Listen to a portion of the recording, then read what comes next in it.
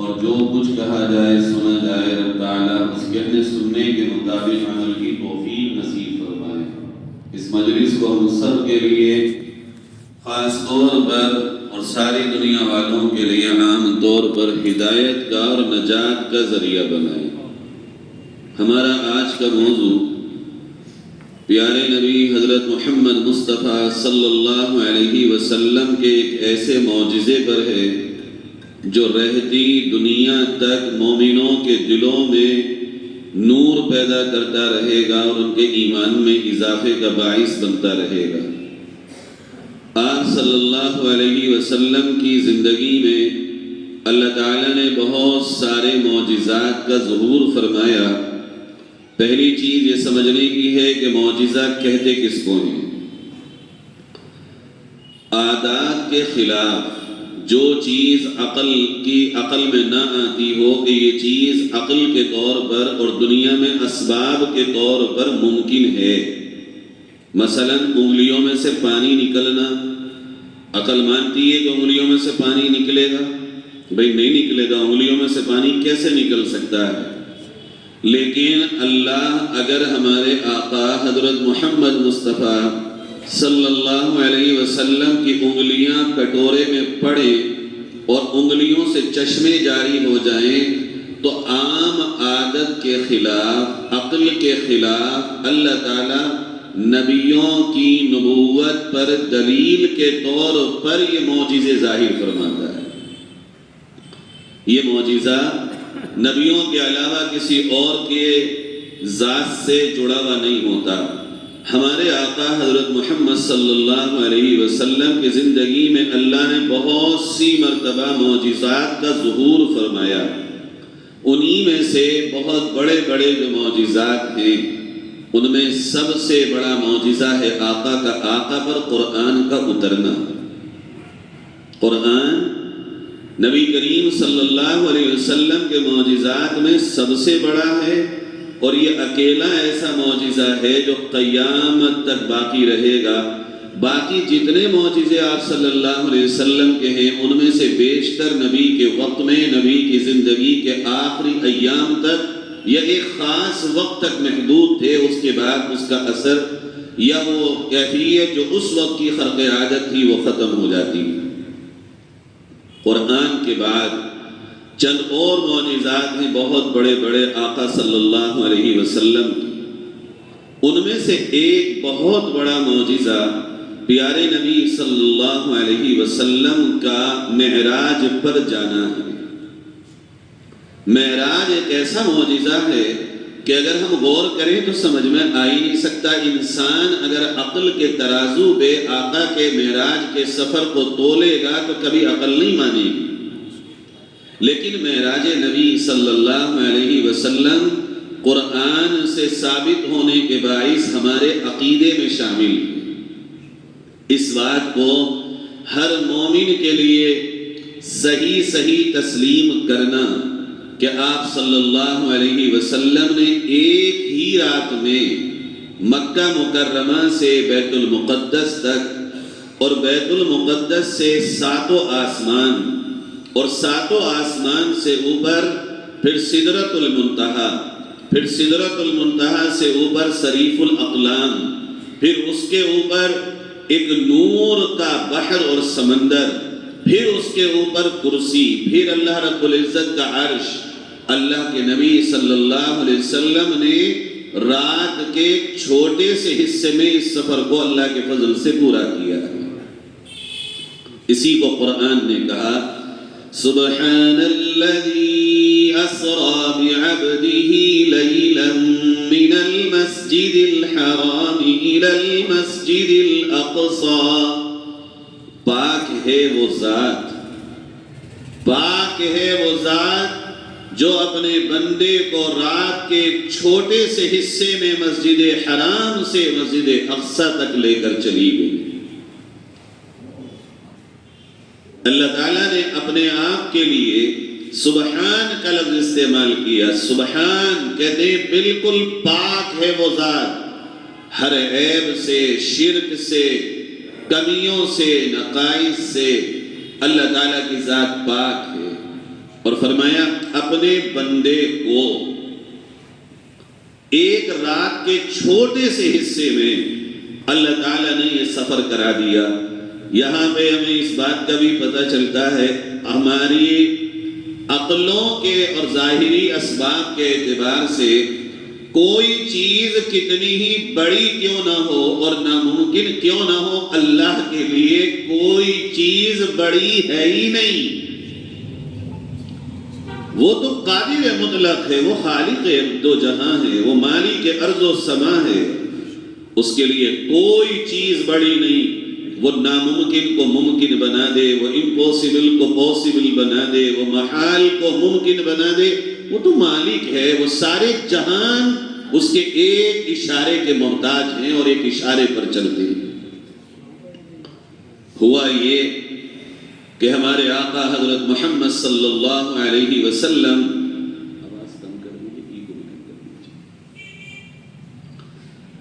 صلی اللہ علیہ وسلم حضرت ام ہانی کے گھر میں رات کو آرام کر رہے تھے۔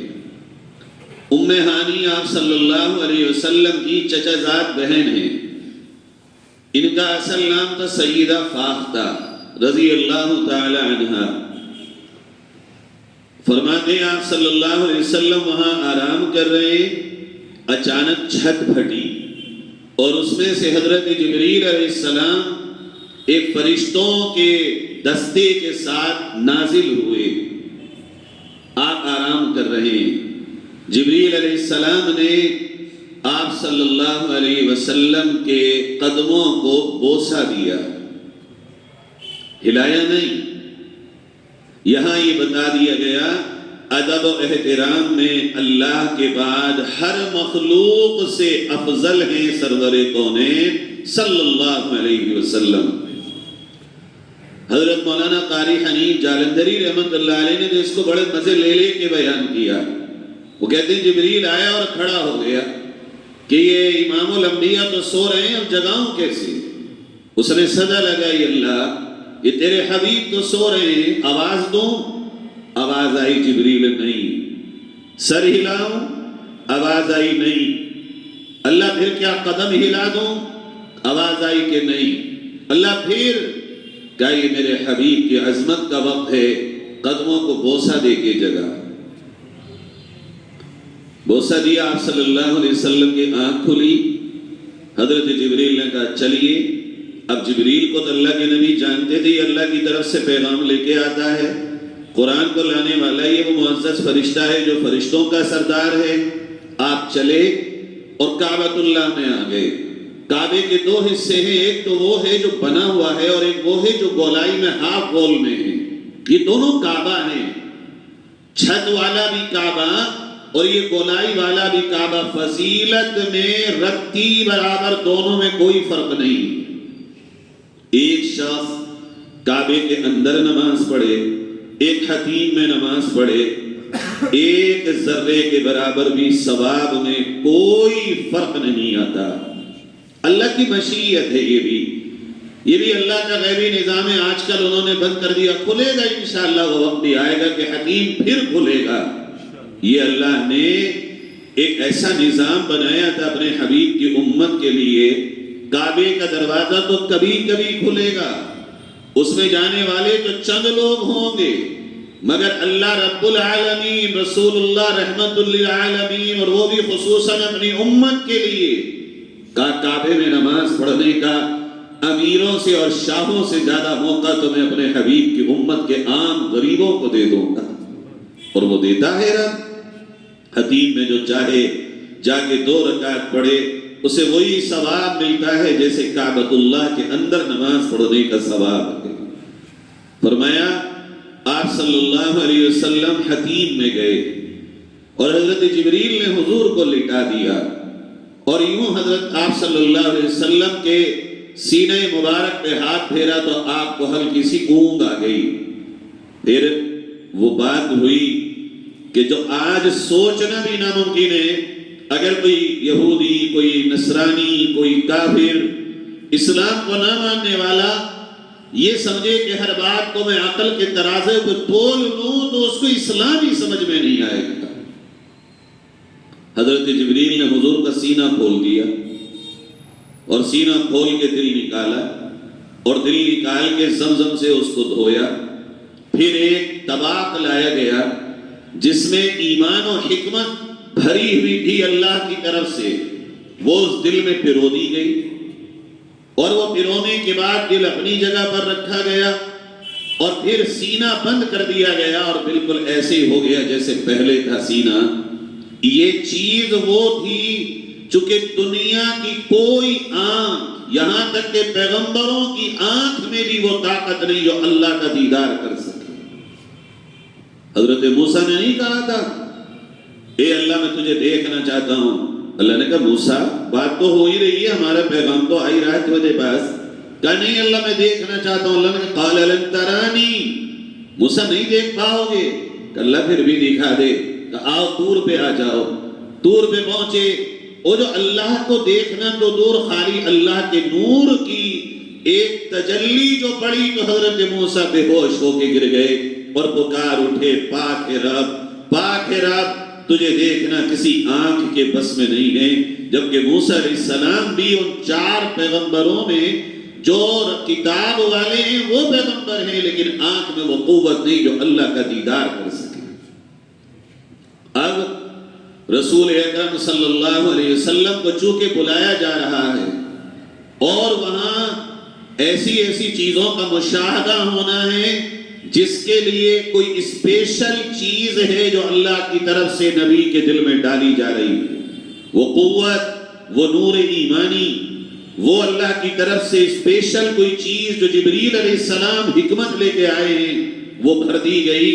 یہ ہمارے عقائد میں سے ایک عقیدہ ہے کہ یہ سچ ہے کہ اللہ تعالیٰ نے نبی کا سینہ چاک کروایا اور ایک بار نہیں، نبی کی پوری زندگی میں 4 بار شق صدر ہوا. اس کو سینے کھلنے کو کہتے ہیں شق صدر. صدر کے معنی سینہ اور شق کے معنی کھولنا. علماء نے منع کیا ہے کہ نبی کے بارے میں جب بولو تو احترام سے بولنا. ایک صاحب ہمارے ایسی دفعہ اس بات کو یوں کہنے لگے، دنیا والوں تم آج اپنی اوپن ہارٹ سرجری لیے پھر رہے ہو، اللہ نے تو ہمارے نبی کی اوپن ہارٹ سرجری آج سے 1400 سال پہلے کر کے دکھا دی. ہمارے اکابر نے کہا یہ نبی کی توہین ہے، نبی کے بارے میں اس طرح کا جملہ نہیں کہہ سکتے. نبی کی اوپن ہارٹ سرجری نہیں ہے بلکہ یہ بھی نبی کا معجزہ ہے کہ اللہ تعالیٰ نے نبی کریم صلی اللہ علیہ وسلم کے سینے کو کھولا بغیر کسی آلے کے اور سینے کو بند کیا بغیر کسی آلے اور دوا کے، بغیر کسی ٹانکے اور سلائی کے، بغیر کسی دوا اور مرہم کے. اور احساس بھی سینہ دیکھ کے کوئی نہیں کر سکتا تھا کہ اس سینے کی کہیں پر کوئی شک ہوئی. آپ صلی اللہ علیہ وسلم کا وہ سینہ کھولا گیا، بھر دیا گیا. پھر آپ کے دونوں شانوں کے بیچ میں جبریل علیہ السلام نے ایک مہر لگائی جس کو مہر نبوت کہا جاتا تھا. پھر جبریل علیہ السلام نے آپ کے سامنے ایک سواری پیش کی جس کا نام تھا براق. وہ براق سواری جنت کی سواری تھی جس کی اونچائی گدھے سے بڑی اونچی تھی اور خچر سے تھوڑی سی نیچی تھی. جبریل علیہ السلام نے فرمایا یا رسول اللہ سوار ہو جائیے، بیٹھیے. جبریل نے لگام پکڑی تو وہ جو براق تھا وہ مستی کرنے لگا. حضرت جبریل نے کہا تجھے احساس نہیں تیری کمر پہ کون سوار ہے آج؟ خاتم النبیین امام الانبیاء محمد الرسول اللہ، اور تم شوخی کر رہا ہے. فرمایا علماء نے پورے سفر میں وہ اتنا سنجیدہ ہو گیا کہ جب رسول اللہ صلی اللہ علیہ وسلم جتنی دیر اس کی پیٹھ پر سوار رہے اس نے اپنے آپ کو ادھر اور ادھر حرکت بھی نہ کی. وہ اتنا تیز تھا کہ فرمایا جہاں نظر پڑتی تھی یہاں سے اس کا اگلا قدم اتنی دور پڑتا تھا، نظر کی انتہا پر اس کا قدم اترتا تھا. فرمایا نبی کریم صلی اللہ علیہ وسلم جب چلے تو یہاں مدینہ منورہ پہ جب پہنچے تو حضرت جبریل نے کہا رک جائیے. فرمایا کیا بات ہے، کون سی بستی ہے یہ؟ کہا یہ یثرب ہے، یہاں آپ کا دار الہجرت بنے گا. یہ آپ اتریے اور 2 رکعت نماز پڑھ لیجئے۔ ایک وہاں وادی عقیق ہے مدینہ منورہ میں آج بھی، جس کو جنت کی وادی کہا جاتا ہے، اسی جگہ پر آپ صلی اللہ علیہ وسلم اترے براق سے اور 2 رکعت نماز پڑھی۔ پھر آگے چلے، ایک وادی آئی، وادی سینا۔ جبریل علیہ السلام نے کہا اتر جائیے، یہاں بھی 2 رکعت نماز پڑھ لیجئے۔ پھر تیسری جگہ پہنچے، جبریل علیہ السلام نے پھر آپ کو اتارا اور کہا یہاں بھی 2 رکعت نماز پڑھ لیجئے۔ آپ نے پوچھا جبریل یہ کون سی جگہ ہے؟ کہ یہ مدین ہے جہاں حضرت شعیب علیہ السلام رہا کرتے تھے، یہ بھی مبارک جگہ ہے۔ یہاں سے ہمیں پتہ چلا جہاں بھی مبارک مقامات ہوں، انبیاء کے مقامات ہوں، مساجد ہوں یا مبارک بستیاں ہوں یا کہیں پر اللہ کی نعمتوں کا ظہور ہوا ہو، وہاں پر 2 رکعت نماز پڑھ کے اللہ کا شکر ادا کرنا، یہ معراج کے سفر کا ہمیں سبق ملتا ہے۔ نہ کہ ہم کوئی اور کام کریں، بلکہ ہم وہاں 2 رکعت نماز نفل ادا کریں اور اللہ سے لو لگائیں۔ پھر آگے بڑھے تو ایک خوشبو سی آئی۔ آپ نے پوچھا جبریل یہ بڑی عجیب خوشبو ہے جو مہک رہی ہے، کیا ہے یہ؟ جبریل علیہ السلام نے کہا یا رسول اللہ یہ اس باندی کی اور اس کی بچیوں کی خوشبو ہے جسے فرعون نے قتل کر کے دبا دیا تھا۔ یہ خوشبو اس دن سے لے کے آج تک مہک رہی ہے اور قیامت تک ان کی اس مٹی سے یہ خوشبو ایسی ہی مہکتی رہے گی۔ آپ نے پوچھا جبریل کون تھی، کیا تھا وہ واقعہ؟ فرمایا جبریل نے یا رسول اللہ وہ واقعہ یہ تھا کہ آسیہ کی خدمت کرنے والی ایک خاتون تھی، وہ بھی ایمان لے آئی تھی حضرت موسیٰ پر۔ فرعون نے اس کو بلایا اور اس کی 2 بچیاں تھیں، اس کے سامنے اس کی ایک بڑی بچی کو قتل کر دیا۔ اس سے کہا کہ دیکھو مجھے اللہ مانو، مجھے رب مانو، اگر تم موسیٰ کو رب مانو گی تو میں نے تمہاری بچی کو قتل کر دیا، اب اس کے بعد تمہاری اس بچی کی باری ہے جو تمہاری گود میں کھیل رہی ہے۔ اس عورت نے ہلکا سا جھٹکا لیا لیکن کہا نہیں، جب میں اللہ کو پہچان چکی ہوں تو بچی کی جان گئی، اگلی بچی کی بھی جائے، میری بھی جائے، مگر میں اللہ کے ایمان سے نہیں پھروں گی۔ کہا فرعون نے اس کی چھوٹی بچی کو بھی لیا اور اس کی گردن پہ تلوار رکھ کے اس کے سر کو دھڑ سے الگ کر دیا۔ اس کی ایک آہ نکلی، اللہ نے اس کی اور اس کی بچی کے سامنے سے پردہ ہٹا دیا تو وہ ننھی سی چڑیا کی روح اپنی ماں کو آواز دے کے یہ کہہ رہی تھی ماں پریشان نہ ہونا، تھوڑی ہی تو دیر کی بات ہے، ابھی تمہیں بھی تو ہمارے پاس آنا ہے، مگر جو اللہ کی معرفت آپ کو مل چکی ہے اس سے پھرنا مت۔ یہاں تک کہ فرعون نے اس باندی کو بھی قتل کر دیا اور ان تینوں ماں بیٹیوں کو ایک جگہ دبا دیا۔ اللہ نے ان کی اس ادا کو اتنا پسند کیا ہے کہ قیامت تک اس جگہ سے خوشبو مہکتی رہے گی۔ میرے بھائیوں، یہاں سے ہمیں سبق ملتا ہے کہ اللہ پر ایمان دنیا کی سب سے بڑی نعمت ہے، اللہ کی توحید سب سے بڑی نعمت ہے۔ ایمان کے لیے تو قربانیاں دی جائیں گی مگر ایمان کو قربان نہیں کیا جائے گا۔ ایمان کے لیے تو ہر چیز فنا ہو مگر ایمان کسی چیز کے لیے ختم یا کم یا فنا نہ ہو۔ یہ معراج کے واقعے کا سبق ہے۔ کسی بھی واقعے کو صرف واقعہ سمجھ کے سننا اور سن کے یوں چھوڑ دینا یہ اصل مقصد نہیں ہوتا۔ ہر واقعے سے ملنے والے سبق کو اپنی زندگی میں اتارنا در حقیقت ہر واقعے کے بیان کا یہ مقصد ہے۔ اس کے بعد آپ صلی اللہ علیہ وسلم بیت المقدس پہنچے اور بیت المقدس میں آپ نے وہاں براق کو ایک پتھر سے باندھا جس میں جبریل علیہ السلام نے اپنی انگلی سے سوراخ کیا۔ جب وہاں پہنچے اور دروازہ کھلا تو اللہ تعالیٰ نے سارے نبیوں کی روحوں کو وہاں جمع فرما دیا، سارے انبیاء کرام وہاں جمع۔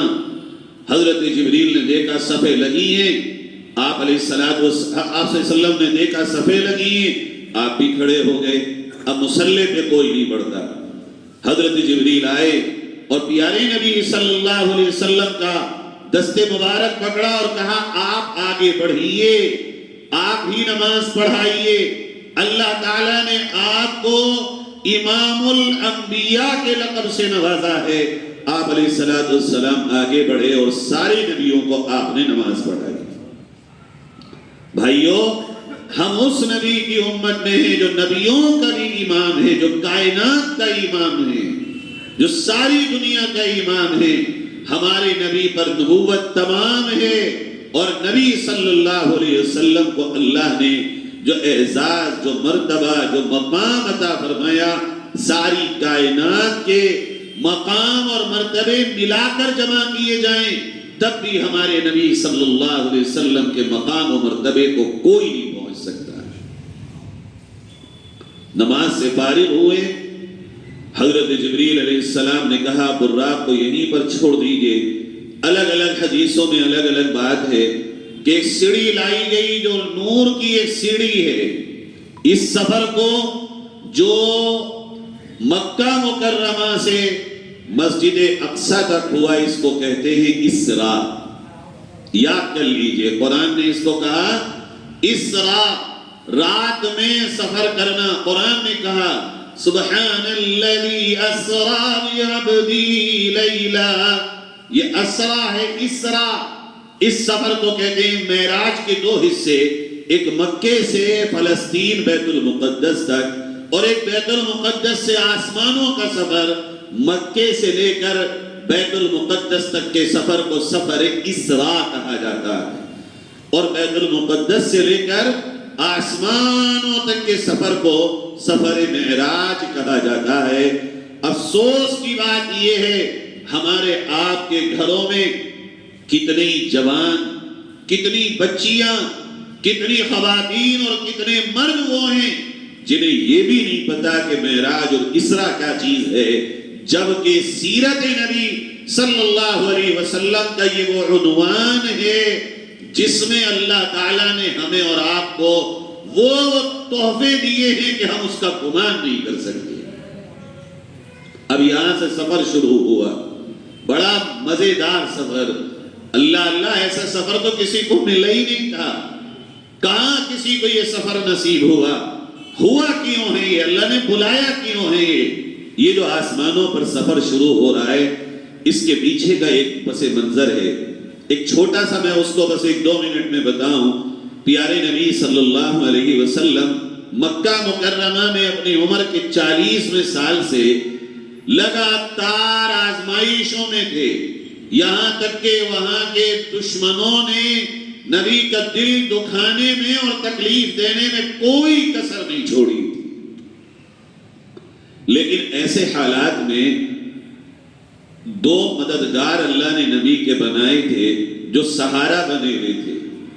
باہر گھر سے ابو طالب جو آپ کے چچا تھے، باہر وہ کھڑے ہوتے تھے پہاڑ بن کے نبی کی حمایت میں، اور اندر گھر میں جب آپ صلی اللہ علیہ وسلم آتے تھے تو حضرت خدیجۃ الکبریٰ رضی اللہ تعالی عنہا حضور کے لیے دلاسے کا پہاڑ بن کے کھڑی ہو جاتی تھی۔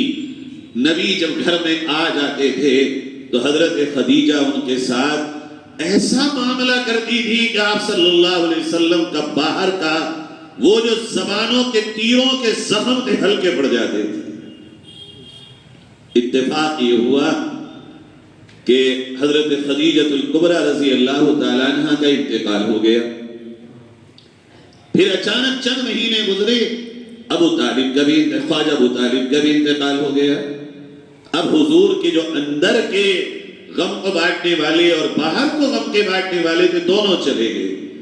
اب حضور نے طائف کا سفر کیا، اور طائف کا آپ کو معلوم ہے کیسا ظالمانہ رویہ انہوں نے ہمارے آقا کے ساتھ اختیار کیا، یعنی بجائے اس کے بات سنتے پتھر برسائے، لہو لہان کر دیا۔ اب یہاں تکلیفوں کی انتہا ہو گئی۔ ایسے وقت میں اللہ کے فرشتے جبریل علیہ السلام طائف میں آئے اور پوچھا ہے یا رسول اللہ، یہ میرے ساتھ پہاڑوں کا فرشتہ ہے، اجازت دیجئے پوری بستی کو ملا کر کے راکھ بنا دیں گے، بھوسا بنا دیں گے۔ اس وقت جو آپ نے جملہ کہا یہ سوائے نبی رحمت کے کوئی اور کہہ نہیں سکتا، یہ تو صرف میرے آپ کے نبی ہی تھے، کوئی اور اگر ہوتا اس جگہ پر یقین جانے وہ خوش ہوتا کہ آج بدلے کا دن آ گیا، آج ان کو میں ملا کر کے بھوسا بنوا دوں۔ اس وقت جو حضور نے کہا نہیں نہیں جبریل نہیں، انما اشکو بسی و حزنی، اے جبریل میں اپنا یہ درد، میں اپنا یہ غم، میں اپنے یہ دکھ، میں اپنی یہ تکلیفیں اگر کسی کو سناؤں گا تو صرف اللہ کو سناؤں گا، مجھے ان پر انتقام لے کے سکھ نہیں ملے گا، بلکہ میں تو اللہ کی طرف سے رحمت بنا کے بھیجا گیا ہوں، اور رحمت کا خاصہ تو یہ ہے وہ اپنوں پہ بھی برستی ہے، دشمنوں پہ بھی برستی ہے۔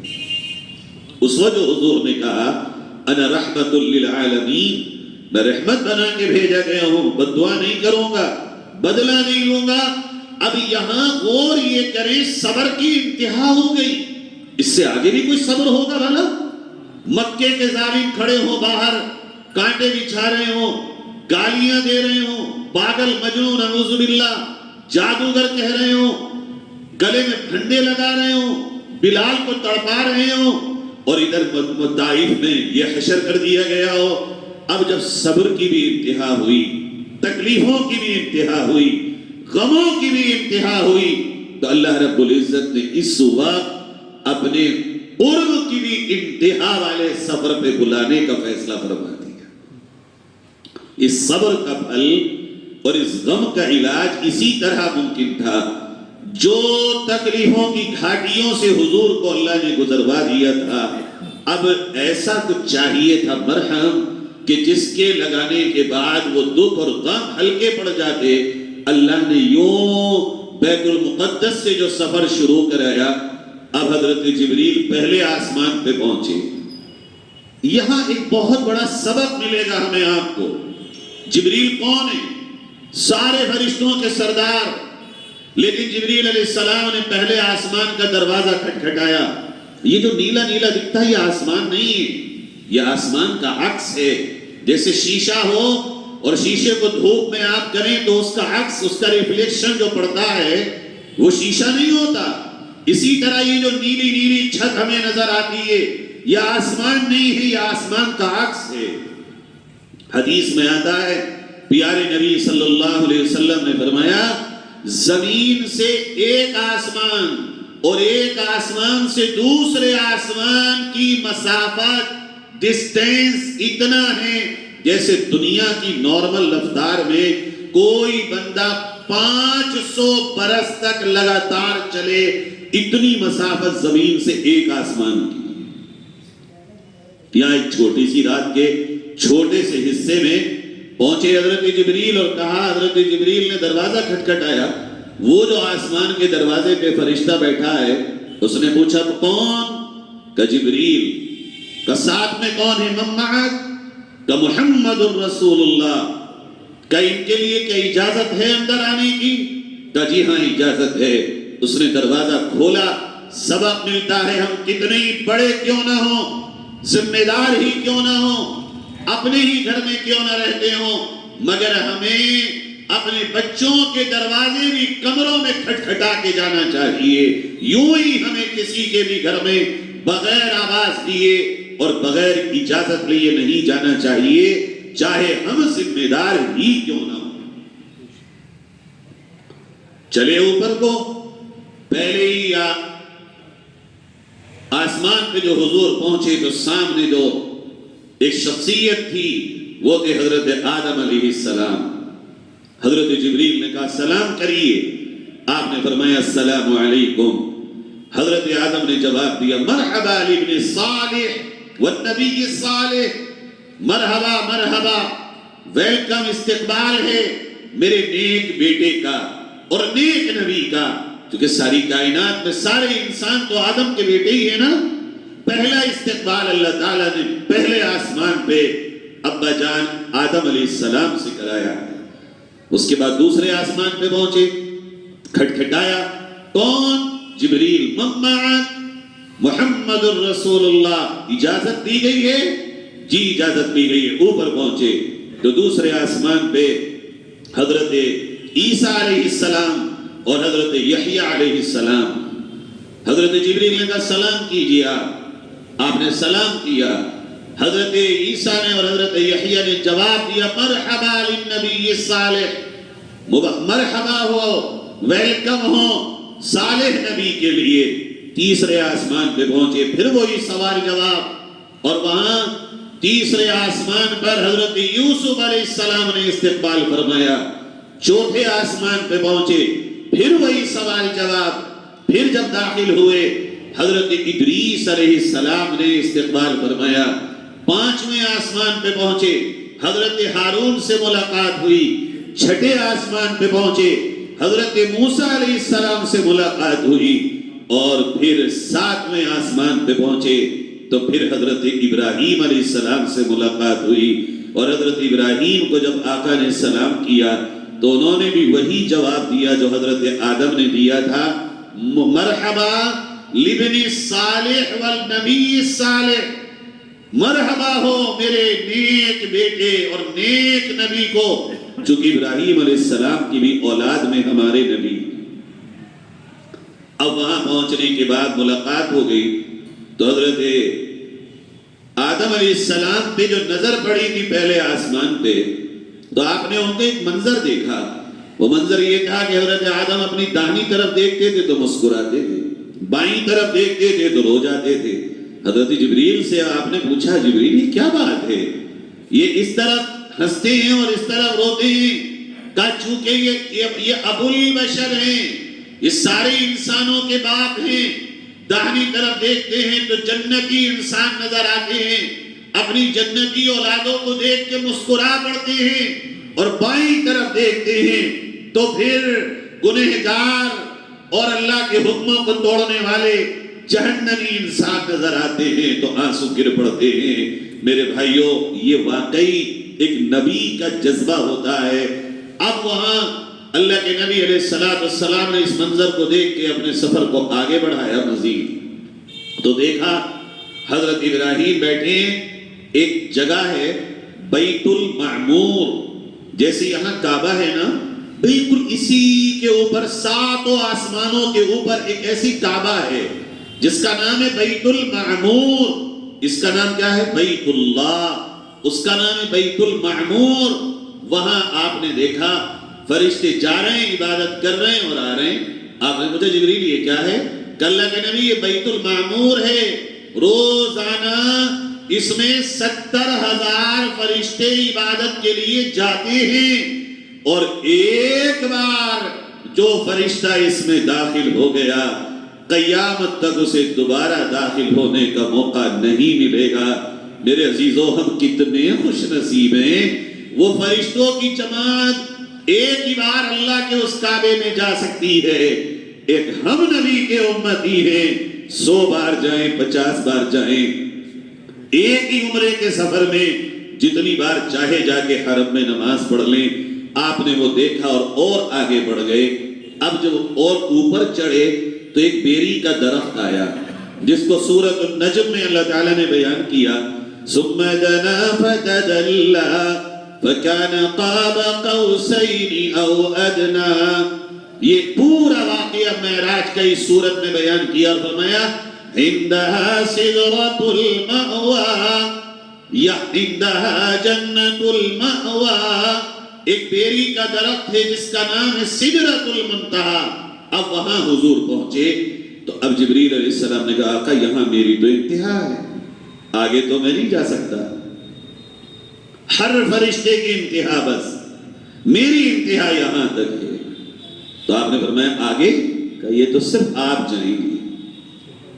آپ صلی اللہ علیہ وسلم آگے بڑھے تو ایک نور کا سمندر آیا، پھر اور آگے بڑھے، کرسی آئی۔ کرسی سے مراد یہ والی کرسی نہیں ہے، بولنے میں کرسی، جیسے ہم سمجھتے ہیں اللہ کرسی پہ جلوہ فروز ہے، نہ، یہ کرسی نہیں، وہ کرسی سے مراد کچھ اور ہے، اللہ جانے یا اس کا علم جانے، اس کرسی کو ہم اس سے تشبیہ نہیں دے سکتے۔ پھر اس کے بعد اللہ کا عرش ہے، آپ صلی اللہ علیہ وسلم عرش پر پہنچے، اور پھر اس کے بعد اللہ سے ہم کلامی کا شرف نصیب ہوا۔ قرآن نے یہ کہا کہ کچھ راز و نیاز کی حضور کی اور اللہ کی باتیں ہوئی، کیا؟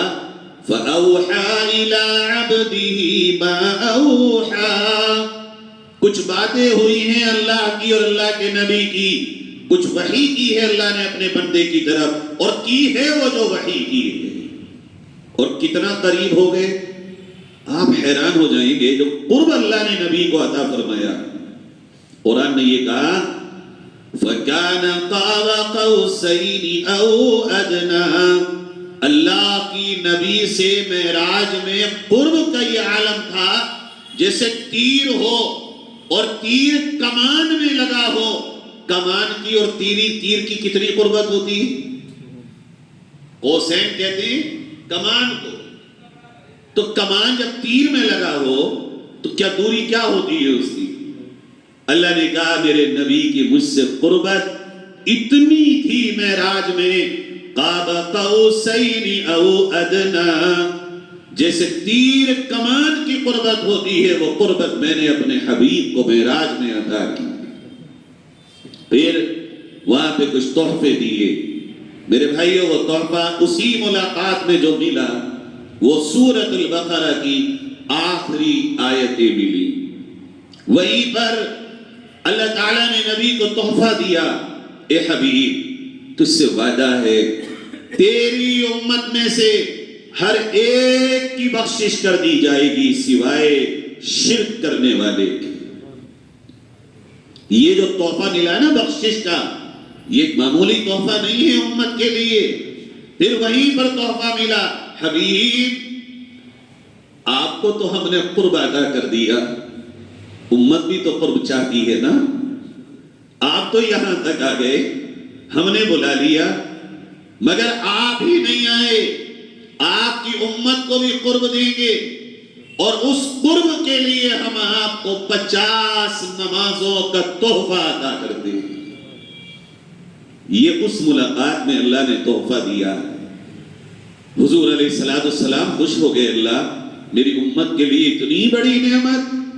واپس چلے وہاں سے، ابھی جنت و جہنم کا مشاہدہ میں بعد میں بتاؤں گا۔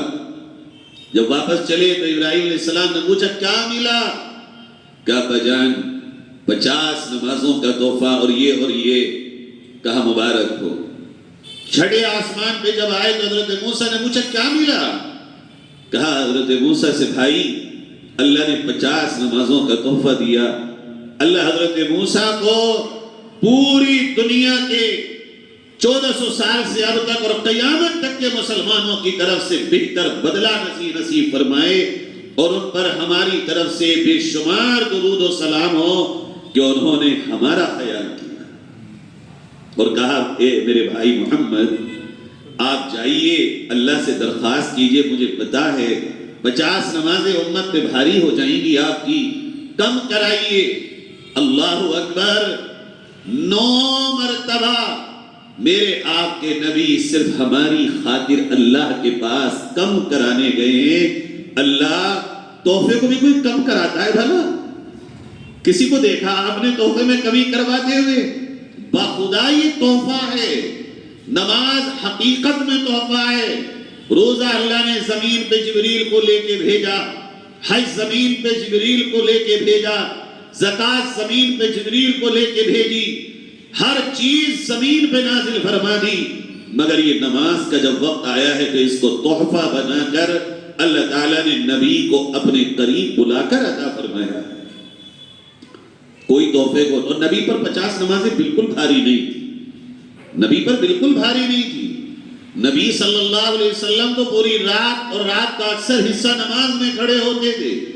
یہ 9 مرتبہ اپنے تحفے میں سے امت کے لیے کم کروانا سوائے نبی رحمت کے پھر کون کر سکتا تھا؟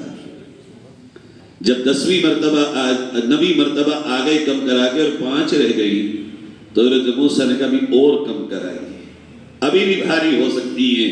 تو آپ نے فرمایا نہیں موسیٰ اب نہیں، اب تو غیرت آتی ہے، اللہ سے رہائی کیا ہے، 50 میں سے 5 رہ گئی۔ ندا آئی وہیں سے، جبریل میرے محمد سے کہہ دے لَن تَجِدَ لِسُنَّةِ اللَّهِ تَبْدِيلًا، اللہ نے جو ایک بار فیصلہ کر دیا وہ بدلا نہیں جاتا۔ بے شک ہم نے عمل میں ادائیگی کے اعتبار سے 45 نمازیں کم کر دی ہیں، مگر جو بھی 5 کو ادا کرے گا ہم اس کے نام اعمال میں لکھوائیں گے 50۔ میرے بھائیوں، یہ تحفے ہیں معراج کے جو اللہ کے نبی صلی اللہ علیہ وسلم نے نبی کے ذریعے سے ہم تک پہنچائے۔ اب وہیں پر آپ صلی اللہ علیہ وسلم کو جنت دکھائی گئی۔ حضور نے فرمایا میں نے جب جنت دیکھی تو جنت میں موتی، ہیرے اور جواہرات اور سونے، ان چیزوں کی مٹی سے بنی ہوئی اینٹوں کے گھر تھے، اور ان کا گارا مشک و عنبر سے بنایا گیا تھا۔ فرمایا پھر مجھے جنت دکھائی کہ جہنم دکھائی گئی۔ جب مجھے جہنم دکھائی گئی تو میں نے دیکھا ایک ایسی قوم سے میرا گزر ہوا جن کو اللہ نے یہ جو ناخن تھے یہ تانبے کے لگائے ہوئے تھے، اور وہ اپنے تانبے کے ناخن سے اپنے چہروں کو نوچ رہے تھے اور سینوں کو چھیل رہے تھے۔ میں دیکھ کے پریشان ہو گیا اور میں نے پوچھا جبریل ان کا کیا قصور ہے کہ انہیں جہنم میں یہ سزا دی جا رہی ہے کہ یہ اب تانبے کے ناخن سے اپنے چہروں کو اور سینوں کو چھیل رہے ہیں؟ حضرت جبریل نے کہا یا رسول اللہ، یہ آپ کی امت کے وہ لوگ ہیں جو اپنے بھائیوں کا گوشت کھاتے ہیں۔ آپ نے فرمایا جبریل کون ہیں وہ جو گوشت کھاتے ہیں؟ فرمایا یا رسول اللہ یہ وہ لوگ ہیں جو اپنے بھائیوں کے پیٹھ پیچھے غیبت کرتے ہیں، اللہ نے جہنم میں ان کی یہ سزا رکھی۔ ایک ہوتی ہے سنیدہ، ایک ہوتی ہے دیدہ۔ ارے ہمارے نبی تو خالی بتا دیتے بغیر دیکھے تب بھی ایمان لانا تھا، یہاں تو بات اتنی پختہ ہو گئی کہ نبی نے بیان بھی فرمائی، قرآن نے بھی بیان فرمایا، اور پھر نبی نے اپنی مبارک آنکھوں سے دیکھ کر بیان فرمایا۔ آج میرے بھائیوں خالی یہ بات کہنے سے کہ معراج ہے، مگر معراج میں وہ گناہ جن کی سزاؤں کو آقا نے دیکھ کے امت کے سامنے بیان کیا ہے، اگر وہ گناہ ہماری زندگی میں ہیں تو ہمیں تڑپ جانے کی ضرورت ہے۔ ذرا سے دھبے پڑ جائیں، ذرا سے مہاسے نکل آئیں، ذرا سی اگر ہماری تکلیف ہو جائے، چوٹ لگ جائے، کیسے بلبلاتے ہیں ہم، اور اپنے ہاتھوں سے اپنے چہرے کو نوچنا، سینے کو چھیلنا، یہ ایسا دردناک سزا کا منظر ہے کہ سوچ کے بھی انسان کی روح کانپ جاتی ہے۔ آج اگر دیکھا جائے کوئی گھر، کوئی میٹنگ، کوئی مجلس، کوئی دکان، اللہ معاف کرے اب یہاں تک کہ کوئی مسجد بھی ایسی نہ بچی جہاں غیبت نہ ہوتی ہے۔ مسجدیں بچی ہوئی، آئے ہیں نماز پڑھنے، غیبت چل رہی ہے، آئے ہیں نماز پڑھنے، اب گھر کیا بچیں گے، مجلسیں کیا بچیں گی، دکانیں کیا بچیں گی، جب ہم نے اللہ کے گھروں میں بھی غیبت کو شروع کر دیا۔ اور کہتے کیا ہیں ہم، میں کوئی ڈر رہا ہوں، مجھے کوئی ڈر ہے میں تو منہ پہ بھی کہہ دوں گا۔ ہاں، غیبت اسی کو کہتے ہیں جو واقعی اس کے اندر پائی جاتی ہو، ایسی وہ کوئی بات جو واقعی کسی میں کمی کے طور پہ موجود ہو، اس کے پیچھے اس کو اس انداز میں بیان کرنا کہ اگر اس کے سامنے وہ بات جائے تو اسے دکھ ہو، تکلیف ہو، شرمندگی ہو، اسی کا نام غیبت ہے۔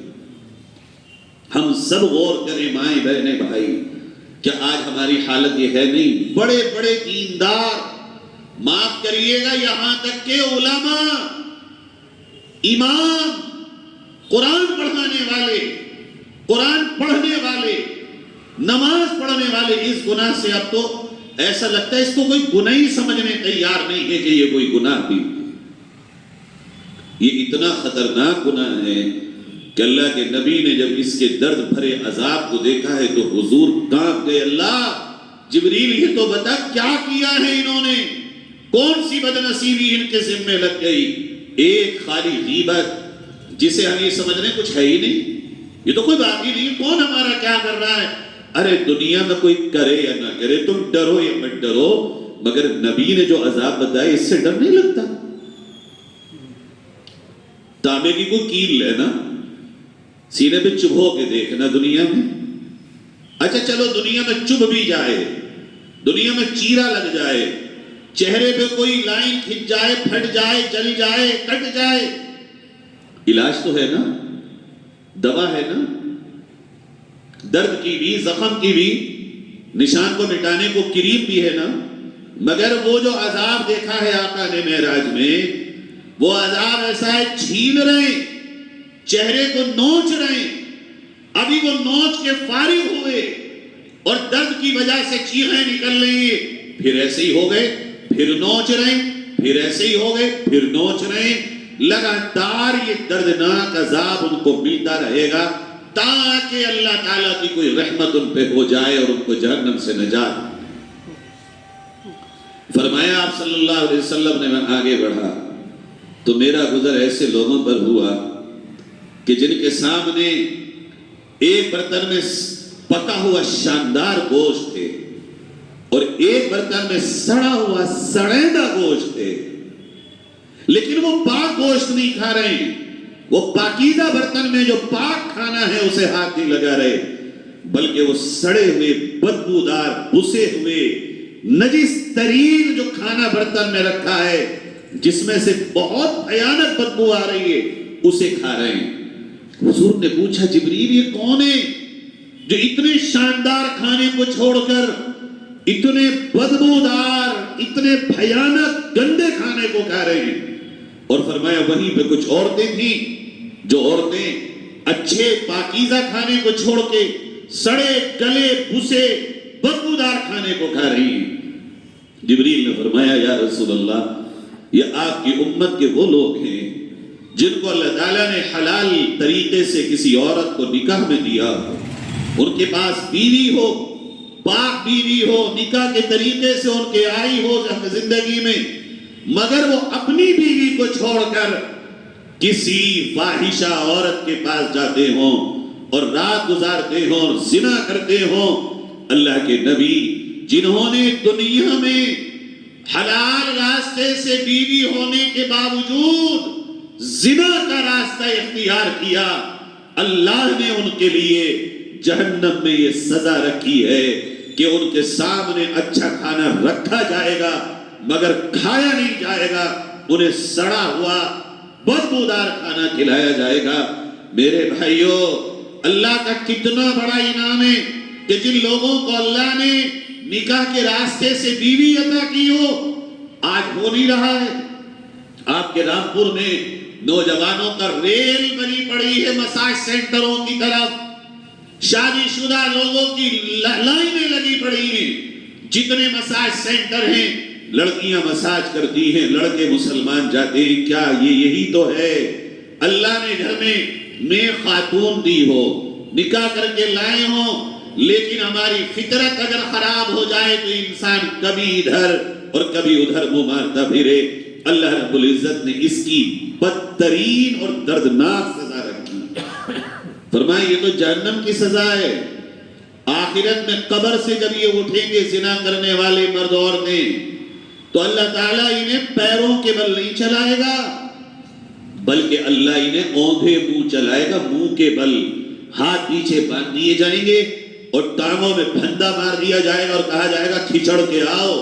قبر سے لے کے میدان محشر تک کا سفر دنیا کے اعتبار سے 40 سال کا۔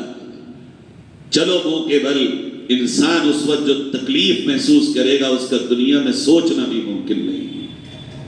اللہ تعالیٰ ہم سب کو زنا سے بچائے اور اسباب زنا سے بچائے۔ نیت کیجئے انشاءاللہ یہ دونوں چیزیں جو معراج میں ہمارے آقا نے دیکھی ہیں ہم اس سے پوری حفاظت کریں گے۔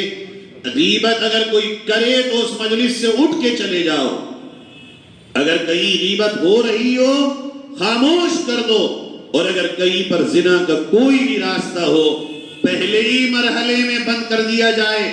مرد کو بھی اور عورت کو بھی، اس کا صرف طریقہ یہ ہے شریعت کے لحاظ سے جو پردہ بتایا گیا ہے اس پردے کا پابند مرد بھی ہو، اس پردے کی پابند عورت بھی ہو۔ اس کے علاوہ کوئی یہ کہے میرا دل بہت پاک ہے، اصل تو دل کا پردہ ہے، کوئی آنکھوں کا پردہ تھوڑی ہے، سب کچھ تو آنکھوں سے شروع ہوتا ہے۔ اسی لیے آنکھوں کی حفاظت کا حکم اس بے شرعی اللہ تعالیٰ نے قرآن میں ہمیں دیا ہے۔ فرمایا آپ صلی اللہ علیہ وسلم نے میرا ایسی قوم پر گزر ہوا کہ جن کی شرمگاہوں پر چیتھڑے بندے ہوئے تھے، پورے ننگے تھے اور چیتھڑے بنے ہوئے تھے، اور وہ اونٹوں کی اور بیلوں کی طرح جہنم میں چرتے پھر رہے تھے، چگتے پھر رہے تھے، جیسے جانور چگتا ہے، گھاس کھاتا ہے، اور وہ جہنم کے پتھروں کو کھا رہے تھے، اور ان کے پیٹ اتنے بڑے تھے کہ اس میں بالکل صاف اژدہے سانپ نظر آ رہے تھے جو پیٹوں میں ڈنک مار رہے تھے۔ میں نے دیکھا تو میں نے پوچھا جبریل یہ کون ہے؟ جبریل نے کہا آقا یہ آپ کی امت کے وہ بدنصیب ہیں جو دنیا میں سود کھاتے تھے، سودی کمائی سے اپنے گھر چلاتے تھے، جنہوں نے دنیا میں اللہ سے جنگ کر رکھی تھی۔ اللہ نے آج اس کمائی کے کھانے والوں کو جہنم میں بیل اور اونٹوں کی طرح کھانے پر مجبور کر دیا۔ آج ہے کوئی ہر چوتھا پانچواں مسلمان دیکھو تو سود میں پھنسا پڑا ہے۔ کیوں؟ بات کو جب سمیٹتا ہوں، کیوں پھنسا پڑا ہے؟ کیوں کہ شادی کر دی۔ سارے دیکھو تو گھر بینکوں میں رکھے گروی، زمینیں رکھی ہیں گروی، اگر دیکھو تو 1.5 لاکھ روپے کا موبائل، کیا بات ہے بھی سود سے فری ہے؟ کس نے بتا دیا سود سے فری؟ وہ کام جو 1500 کے موبائل میں چل سکتا تھا، میرا جوان 1.5 لاکھ 1,75,000 کا موبائل، اچھا یہ جائے گا کہاں سے 75,000؟ یہ لوڈ لیا، کل یہ لوڈ آئے گا، یقیناً پھر یہی اوور لوڈ جب بندہ ہوتا ہے تو سود کی طرف جاتا ہے۔ کسان کو دیکھو تب لمیٹیں بندی پڑی، لوگ کہتے ہیں چلیں گے کیسے زمانے میں؟ تو نبی کیسے چلے، عمر کیسے چلے؟ سارا منگا تو ان کے خلاف تھا، نہ کہ پانی بند کر دیے گئے، بائیکاٹ تک ہو گیا۔ یہ کوئی جائز بات ہے کہنے کی کہ دنیا میں سروائیو کیسے کریں گے ہم؟ اگر زمانے کے ساتھ نہیں چلیں گے تو کیسے ہم آگے بڑھیں گے؟